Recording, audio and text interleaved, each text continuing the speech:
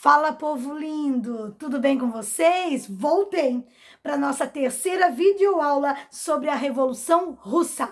Chegamos em outubro de 1917. Quem chega ao poder? Os bolcheviques. E é sobre isso que nós vamos falar. Em 1917, em outubro, acontece a efetiva Revolução Socialista. Os bolcheviques chegam ao poder e colocam em prática as teses de abril escritas por Lenin: paz, pão, terra, todo o poder aos sovietes. Muito bem. Foi simples? Nem tanto. Quando os bolcheviques assumem o poder, eles retiram títulos de nobreza dos nobres, aplicam a reforma agrária, redistribuem o pão e tiram a Rússia do conflito mundial, que era a Primeira Guerra. Num primeiro momento, isso acaba satisfazendo a população. No entanto, os mencheviques, que era o partido de oposição, não iam gostar nada que os bolcheviques chegassem ao poder e transformassem a sociedade. Então, em 1918, acontece a Guerra Civil Russa. De um lado, bolcheviques. Do outro lado, mencheviques.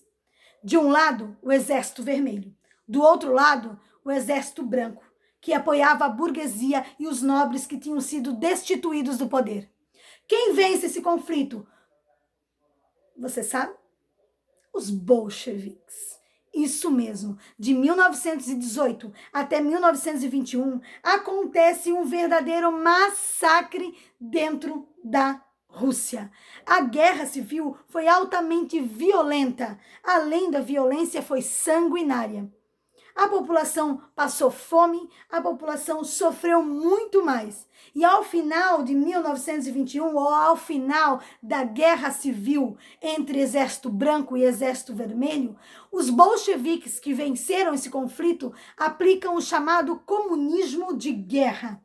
Ou seja, eles retiram os sovietes do poder. Eles detêm todos os veículos de comunicação. Tudo pertence ao Estado.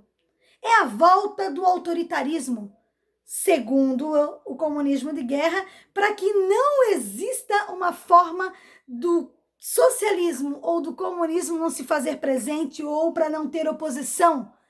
Para não ter oposição nenhuma, eles aplicam o comunismo de guerra. Quem sofre com tudo isso? A população, que vai viver um regime autoritário, que vai passar fome, que vai passar dificuldades e que não pode se opor de maneira alguma. Em 1921 também é criado a União das Repúblicas Socialistas Soviéticas. Isso mesmo, a URSS, que nós vamos falar bastante quando a gente falar de Guerra Fria. Em 1924, o Lenin morre. E aí acontece uma disputa para ver quem é que assume o poder. De um lado, Trotsky, do outro lado, Stalin. O Trotsky querendo que o comunismo chegue ao mundo inteiro.